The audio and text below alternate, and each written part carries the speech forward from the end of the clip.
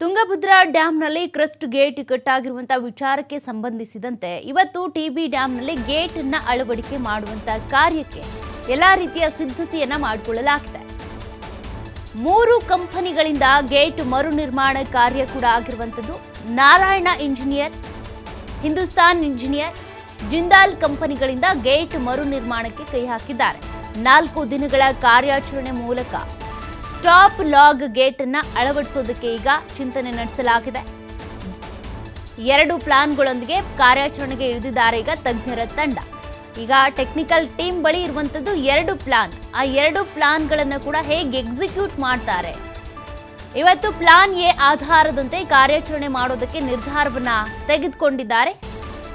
ಹಾಗಾದ್ರೆ plan A ಹೇಗಿರುತ್ತೆ, plan B ಹೇಗಿರುತ್ತೆ, ಪ್ಲಾನ್ ಎ ಅಂದ್ರೆ ಏನು, ಪ್ಲಾನ್ ಬಿ ಅಂದ್ರೆ ಏನು? ಈಗಾಗಲೇ ನೀರು ಉಳಿಸ್ಕೊಳ್ಳುವಂಥ ಚಾಲೆಂಜ್ ಕೂಡ ಇದೆ, ಜೊತೆಗೆ ಗೇಟನ್ನು ಕೂಡ ಅಳವಡಿಕೆ ಮಾಡಬೇಕಾಗುತ್ತೆ.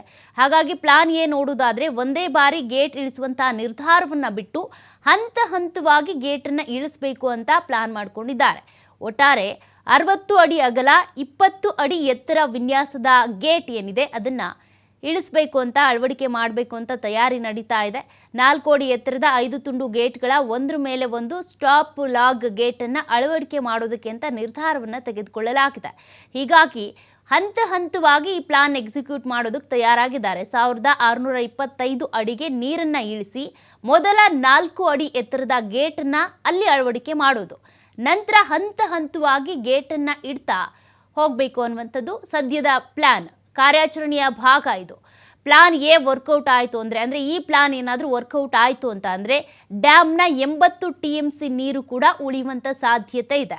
ಈಗಾಗಲೇ 65 TMC ನೀರು ಹೋಗಲೇಬೇಕು, ಅದಾದಮೇಲೆ ಖಾಲಿ ಆದಮೇಲೆ ಗೇಟನ್ನು ಅಳವಡಿಕೆ ಮಾಡೋದಕ್ಕೆ ಸಾಧ್ಯ ಅಂತಿದ್ರಲ್ಲ, ಹಾಗೆ ಮಾಡೋದಕ್ಕೆ ಹೋದರೆ ರೈತರಿಗೆ ತೊಂದರೆ ಆಗುತ್ತೆ ಅನ್ನುವಂಥ ನಿಟ್ಟಿನಲ್ಲಿ ಈ ಒಂದು ಪ್ಲಾನನ್ನು ಮಾಡ್ಕೊಂಡಿದ್ದಾರೆ. ನೀರನ್ನು ಉಳಿಸಬೇಕು, ಗೇಟನ್ನು ಅಳವಡಿಕೆ ಮಾಡಬೇಕು ಅನ್ನುವಂಥ ಪ್ಲಾನ್ ಇದು. ಪ್ಲಾನ್ ಎ ಸಕ್ಸಸ್ ಆಗದೇ ಇದ್ದರೆ ಪ್ಲಾನ್ ಬಿ ಪ್ರಕಾರ ಇನ್ನಷ್ಟು ನೀರನ್ನು ಖಾಲಿ ಮಾಡುವಂಥ ಅನಿವಾರ್ಯತೆ ಕೂಡ ಇದೆ. ಅಂದರೆ ಹಂತ ಹಂತವಾಗಿ ಗೇಟ್ ಅಳವಡಿಕೆ ಮಾಡೋದಕ್ಕೆ ಟ್ರೈ ಮಾಡಿದರೂ ಕೂಡ ಈ ಸ್ಟಾಪ್ ಲಾಗ್ ಗೇಟ್ ಅಳವಡಿಕೆ ಮಾಡುವಂಥ ಸಂದರ್ಭದಲ್ಲಿ ಏನಾದರೂ ಎಡವಟ್ಟಾದರೆ ಅಥವಾ ಇದು ಸಕ್ಸಸ್ ಆಗಲಿಲ್ಲ ಅಂತಂದರೆ ಡ್ಯಾಮ್ನ ನೀರನ್ನು 60ರಿಂದ 55 TMCಗೆ ಇಳಿಸಲೇಬೇಕಾಗುತ್ತೆ.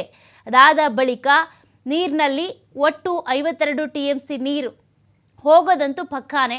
ಹಾಗಾಗಿ ರೈತರಿಗೆ ಇದರಿಂದ ಸಂಕಷ್ಟ ಎದುರಾಗುವಂಥ ಸಾಧ್ಯತೆ ಕೂಡ ಇದೆ. ಆಲ್ಮೋಸ್ಟ್ ಪ್ಲಾನ್ ಏನಾದರೂ ಸಕ್ಸಸ್ ಆಯಿತು ಅಂದರೆ ನೀರನ್ನು ಉಳಿಸ್ಕೊಳ್ಬಹುದು, ತುಂಗಭದ್ರಾ ಡ್ಯಾಮ್ಗೆ ಹೊಸ ಗೇಟನ್ನು ಕೂಡ ಅಳವಡಿಕೆ ಮಾಡಬಹುದು.